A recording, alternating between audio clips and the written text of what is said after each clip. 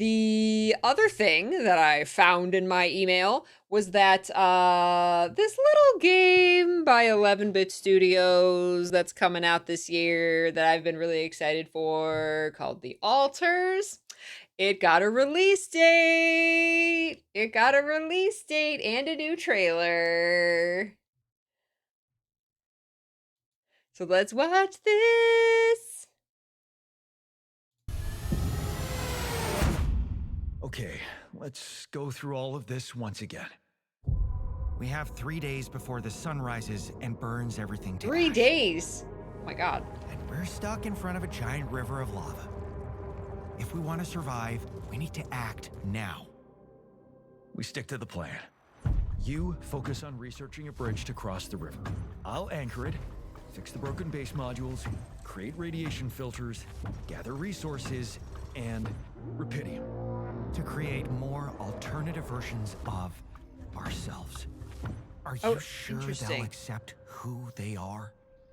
I can't worry about that right now. I need them to survive. The technician will help me fix the base, the miner can mine resources, while the botanist will provide food. We need more space to fit everyone. And besides, the miner has destructive tendencies, while the botanist is still in love with your ex-wife. Oh no! The plan will work, okay? I'm heading outside. We still have places to explore. New things to discover. And dangers that I need to handle. Don't get yourself killed out there. This base needs you to operate. That's what I have my altars for. Work isn't everything. You can't ignore their personal needs. Sometimes I feel like everything here is personal. How's that bridge going? I'm working on it. The technology I need should be in the database somewhere. Oh, come on. We don't have forever. Actually, we only have 1 day. And right now, the botanist is calling your wife. Let me talk to her. The technician is inciting a rebellion, and the miner, he just hacked his arm off. This arm is yours, not mine. What about What? the goddamn bridge? Yes, about that. We can't build it. The technology I need, it only existed in my life path. Oh, Maybe in whoa. this life path. We might still have some time.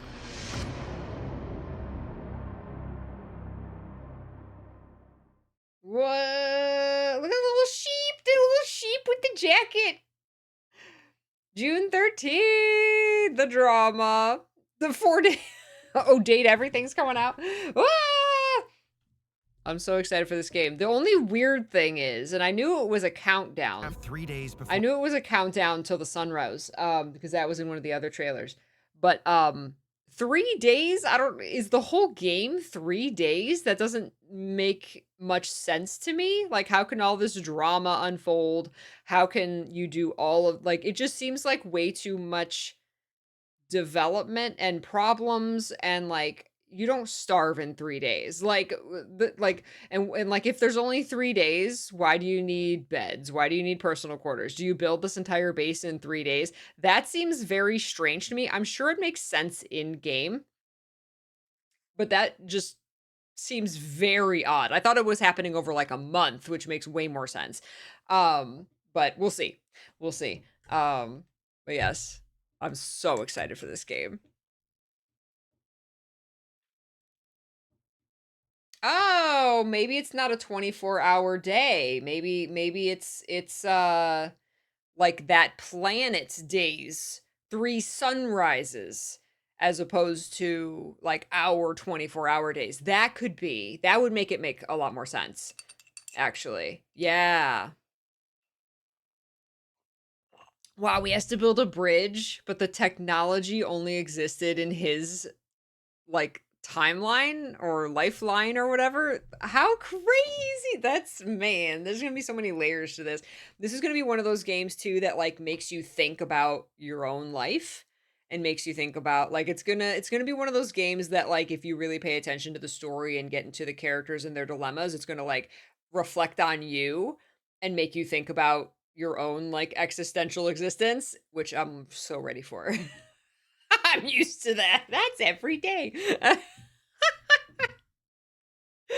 Oh, I'm excited. I'm so excited. It's like it seems like a strategic roguelite. It's a just like this War of Mine. It's a strategy survival resource management.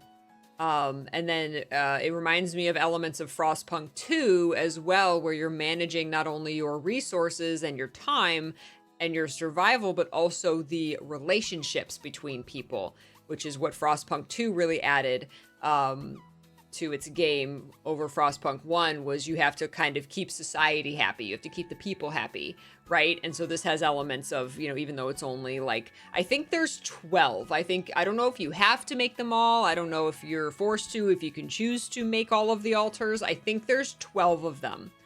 There was an interview with the voice actor who does the voices of all of the altars of Jan. And he was talking about how he makes them different, right? Like one, you know, speaks with an accent because he, you know, in his lifetime, he lived in London for a while. So he took on their accent. One of them has a Southern accent. One of them has a gruffer voice. You know, some of them have a softer voice, a more airy voice. So he had to like acquaint himself with the different versions of the same character and voice them all and make them distinct and unique, right? So interesting.